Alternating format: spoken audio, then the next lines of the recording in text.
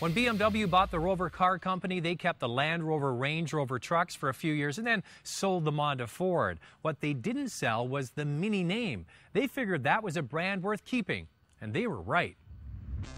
In 2001, the new Mini Cooper arrived, made by BMW, and it's been a huge hit around the world.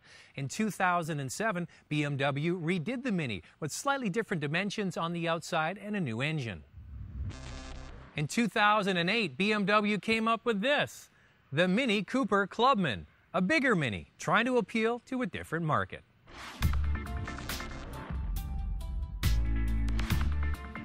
The Clubman is a tip of the hat to the original Mini Traveler from the mid-60s. The Traveler was a utility vehicle in its day for deliveries, tradespeople, and families looking for a bit more space than the Mini Coupe. The same is true today. This Clubman is bigger than the Coupe and the convertible, and they're hoping that it's going to appeal to buyers that initially thought that Mini is just too small. This new Mini Clubman is 24 centimeters longer in overall length than the Coupe, which gives it more space on the inside for passengers, more cargo capacity, and a longer wheelbase. Well, the back of the Clubman has these two cute little windshield wipers. Because it doesn't have a conventional hatch that pops out, it has two doors that swing out, which are very retro and very cool. Now, the cargo space behind the rear seats is bigger than the regular coupe. It's still not large. It has extra cargo space underneath the floor, but it's when you fold down the back seats that you get a lot more cargo space, 37% more than the regular coupe. The driver's side of the car looks long due to the additional 8 centimeters added to the wheelbase. It's from the passenger side that you notice something's different. Just like a pickup truck or Mazda RX-8, there's a partial door behind the front door, which allows easier access to the back seat.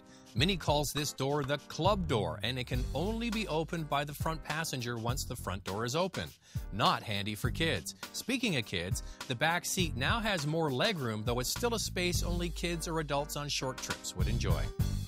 Now up front, it's a totally different story. There's tons of legroom and massive amounts of headroom, but the original Mini had lots of headspace on the inside.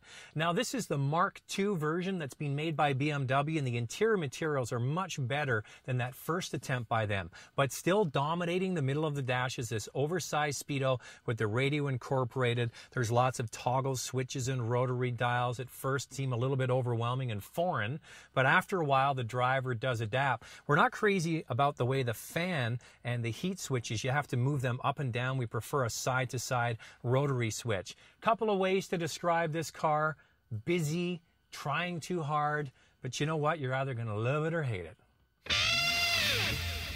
One thing about owning a Mini is the buyer can really make an individual statement with all kinds of different body configurations. Between the body color, roof color, and hood accents, the Mini Clubman can be as unique as each buyer. There are literally dozens of combinations. The Mark II Minis are powered by a new 4-cylinder engine co-produced and developed with Peugeot. The 1.6-liter 4-cylinder engine has 118 horsepower and 114 pound-feet of torque. BMW claims that the Clubman can make it to 100 kilometers an hour in just 9.6 seconds. Not lightning quick, but remember, this little engine is thrifty on fuel, enough so that it qualifies for the federal eco rebate of $1,000 when equipped with a manual transmission. There is also a Cooper S version with a turbo attached to the same engine.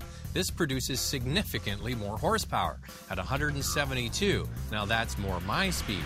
Both versions can be equipped with the easy-to-use 6-speed manual transmission. A great feature is the hill hold that prevents the Clubman from rolling back on hills when the brakes are released. The automatic is also a 6-speed unit. Now, this little Clubman is a fun car to drive aggressively, and that really is the only way to wring out the most performance from this quite small 1.6-liter engine. You see, there isn't a lot of torque at low RPMs. It's only when you get the revs up that it starts to build some power, so you really have to keep your foot into it to get the most out of it. Not the most relaxing vehicle to drive around town, but if you're somebody that likes to drive aggressively, this car's fun. Handling is what you would expect from a car with such a low center of gravity, small dimensions, and a wide stance. It carves through the corners with the same glee that the coupe does. It's over uneven pavement that we found the ride to be really choppy. The front suspension really tends to bounce around. Now, we already mentioned that in order to get the most performance out of this car, you really have to put your foot into the throttle. But when you do that, that creates what's called torque steer. The front steering wheel tugs in your hands because it's a front-wheel drive car.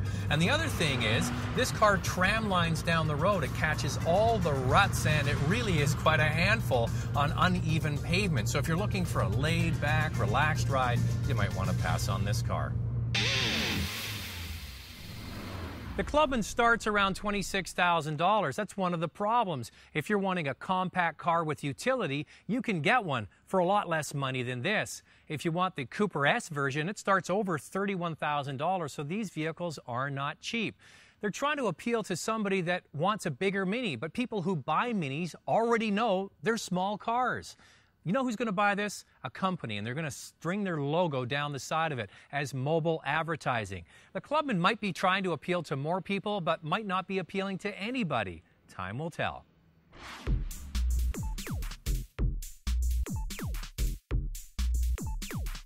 For complete specs, go to our website at drivingtelevision.com.